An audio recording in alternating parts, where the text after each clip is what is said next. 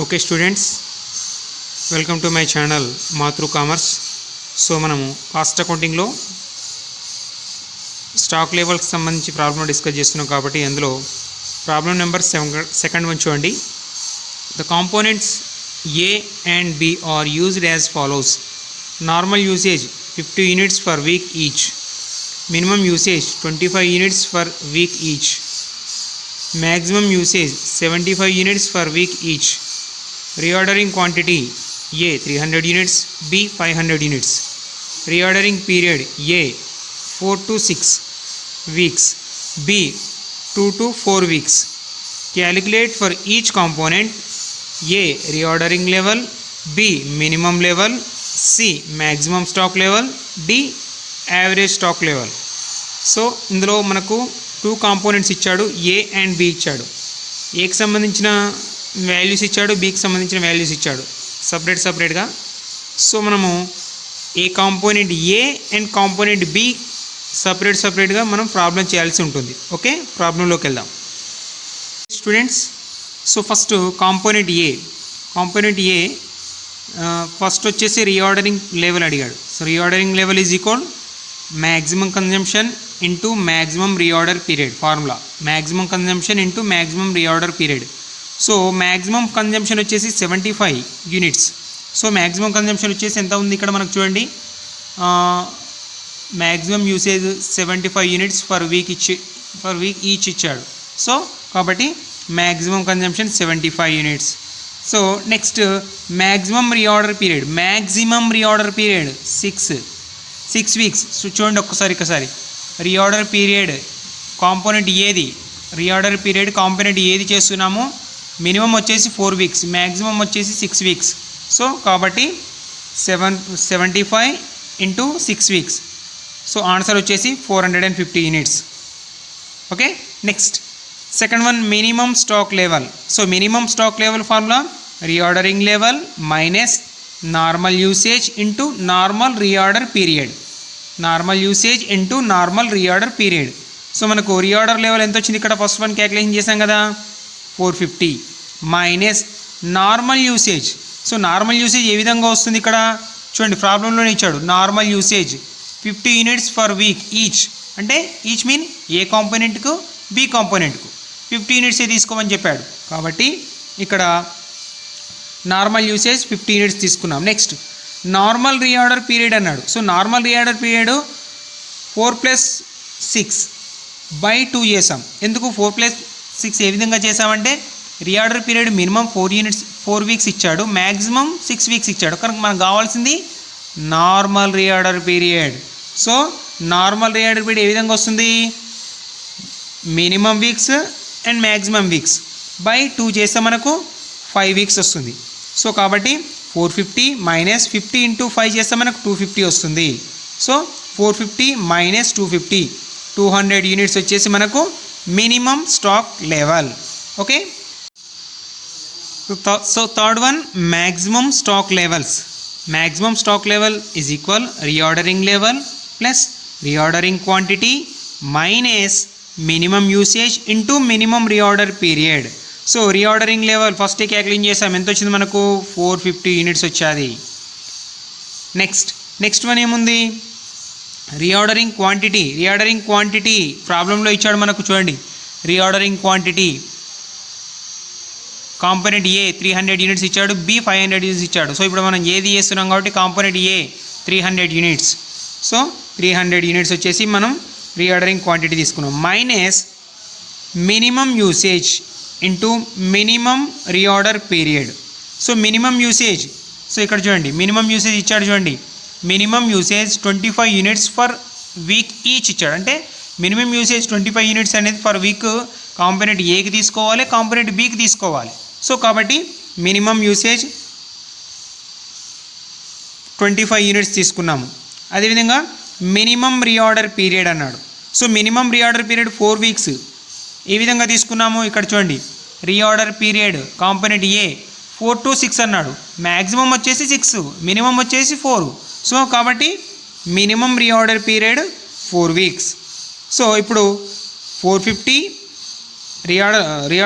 Reordering level 450 plus reordering quantity 300 minus minimum usage 25 units into maximum units, maximum reorder period 4 weeks. So 25 into 4 చేయండి, చేస్తే 100 వస్తుంది. అదేవిధంగా 450 plus 300 చేస్తే 750 minus 100 చేస్తే 600 units. ఇప్పుడు maximum stock levels.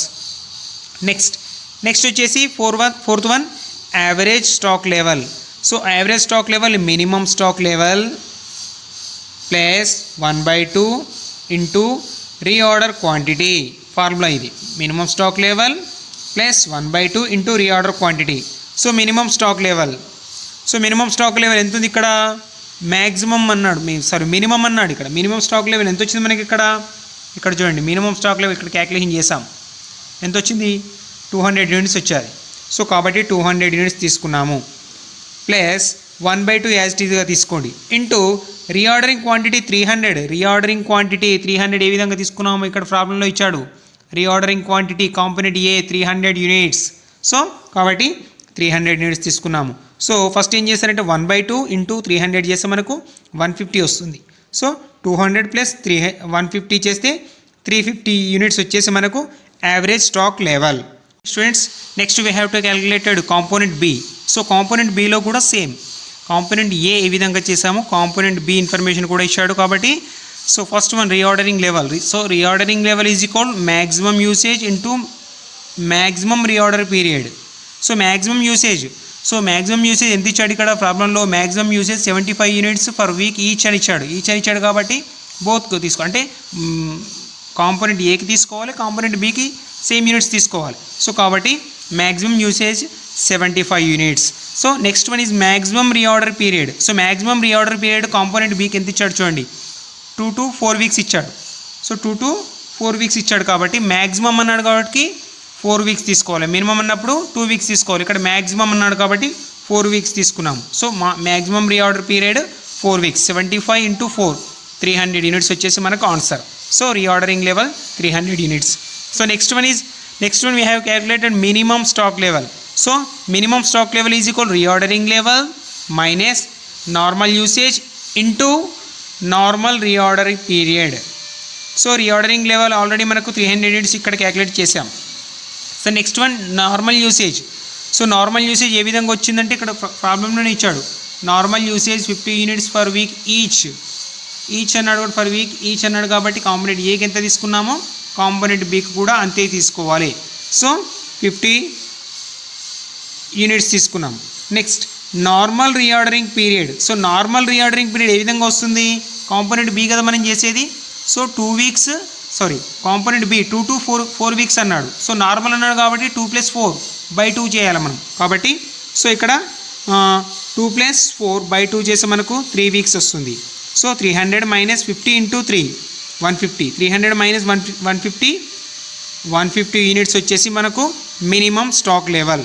So next one వచ్చేసి maximum stock level. So maximum stock level is equal reordering level plus reordering quantity minus minimum usage into minimum reordering period.